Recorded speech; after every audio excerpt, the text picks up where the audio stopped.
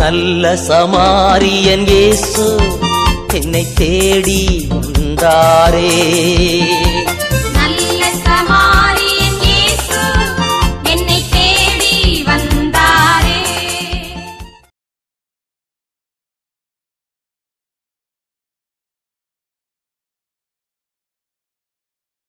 கிறிஸ்துவுக்குள் பிரியமானவர்களே, வாரம் ஒரு குறிஞ்சிரை தலைப்பிலே இந்த நாளுமாக 2 பெயர்களை உடையவர்களை பற்றி நாம் சற்று தியானித்து பார்ப்போம். வேதத்தில் ஆண்டவர் வேதத்தை வழியாக ஒரு சில பேருக்கு 2 பெயர்களை கொடுத்து ஏதேனும் ஒரு பெயரை உயர்த்தி வைத்திருக்கிறார். இவைகள் என்னவென்று இன்றைக்கு நாம் சற்று பார்ப்போம். முதலிலே தொடக்க நூல் ஆதி ஆகமத்திலே பென்யமீனுக்கு பெனானி என்ற பெயரும் பென்யமின் என்ற பெயரும் இருப்பதை நாம் பார்க்கிறோம். பென்யமின் என்ற பெயரில் தான் அவர் அழைக்கப்படுகிறார் பின்னாலே. எனவே ஆண்டவர் 2 பெயர்களை அவருக்கு கொடுத்திருக்கிறார். சாலமோனுக்கு எத்திவா என்ற ஒரு பெயரும் உண்டு. ஆனால் சாலமோன் என்ற பெயரில் தான் அவர் முழுமையாக அழைக்கப்பட்டது 2 சாமுவேல் 12ஆம் அதிகாரம் 24, 25ஆம் வசனங்களிலே நாம் பார்க்கிறோம். திருத்துதர் பணி அப்போஸ்தலர் பணி 9ஆம் அதிகாரம் 4ஆம் வசனத்திலே சவுல் பவுலாக பெயரை மாற்றப்படுவதை பார்க்கிறோம். 2 பெயர் இருப்பதை பார்க்கிறோம். பெயர் மாற்றப்படவில்லை, அவருக்கு 2 பெயர் இருப்பதை பார்க்கிறோம். மத்தேயு நற்செய்தி 10ஆம் அதிகாரம் 3ஆம் வசனத்திலே ததேயு என்ற எலிமேயு என்று நாம் பார்க்கிறோம். ததேயுக்கு இன்னொரு பெயர் இருப்பதையும் நாம் பார்க்கிறோம். திருத்துதர் பணி 1ஆம் அதிகாரம் 23ஆம் வசனத்திலே யுஸ்து என்ற பர்சபா என்ற பெயர் கொண்ட என்று சொல்லப்படுகிறது. அப்போ அங்கே 2 பெயர்கள் இருப்பதை நாம் பார்க்கிறோம்.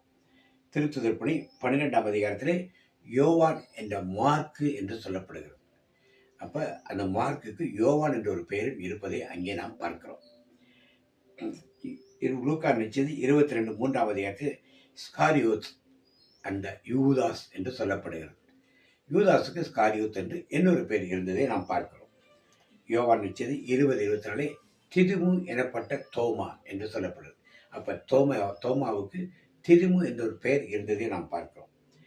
அப்போஸ்தலர் பணி 4ஆம் அதிகாரம் 36 யோசே என்ற பர்னபா என்று கொடுக்கப்படும். பர்னபாவுக்கு யோசே என்று இன்னொரு பெயர் இருந்ததை பார்க்கிறோம். திருத்துதர் பணி 13ஆம் அதிகாரம் 1ஆம் வசனத்திலே நீகா என்ற சிமியோன் என்று கொடுக்கப்பட்டது. நீகாவுக்கு இன்னொரு பெயர் இருப்பதை அங்கே நாம் பார்க்கிறோம். திருத்துதர் பணி 15ஆம் அதிகாரம் 22ஆம் யூதா என்ற பர்சபா என்று இன்னொரு பெயர், பர்சபாவுக்கு இன்னொரு பெயர் இருந்ததை நாம் பார்க்கிறோம். எஸ்தர் புத்தகம் 2ஆம் அதிகாரம் 7ஆம் வசனத்திலே அத்தால் எனப்பட்ட எஸ்தர் என்று சொல்லப்படுகிறது. ஸோ எஸ்தருக்கு 2 பெயர் இருந்ததை பார்க்கிறோம். இதிலிருந்து நாம் என்ன வேதத்தின் வார்த்தைகளை சத்தியத்தை அறிந்து கொள்ள வேண்டாம். நமக்கும் 2 பேர் இருந்தால் நாம் விரும்பும் பேர் உண்டாக இருக்கலாம், தேவன் விரும்பும் பேர் உண்டாக இருக்கலாம். இதனால் தான் நம்முடைய கத்தோலிக்க திருச்சபையிலே எல்லோருக்கும் கிறிஸ்துவ பெயர் ஒன்று வைப்பார்கள், தமிழ் பெயர் ஒன்றை வைத்திருப்பார்கள், ஒரு புனிதர்கள் பெயரை வைத்திருப்பார்கள், அல்லது பழைய ஏற்பாட்டில் உள்ள புனிதர்கள் பெயரை வைத்திருப்பார்கள். நாம் இந்த நாளில் இப்படியெல்லாம் செய்கிறோமா? புனிதர்கள் பெயரை சொல்லும் பொழுது அந்த புனிதர்கள் யார், அவர்கள் என்ன செய்தார்கள், எப்படி வாழ்ந்தார்கள் என்பதை அறிந்து கொள்ள ஒரு வாய்ப்பு இருக்கும். பழைய ஏற்பாட்டு பரிசுத்தாளை எடுத்து அந்த பெயர்களை வைத்திருந்தால் அவர்கள் யார், என்ன செய்தார்கள், எப்படி வாழ்ந்தார்கள், நாம் எப்படி வாழ்கிறோம் என்பதற்கு ஒரு அர்த்தம் இருக்கும்.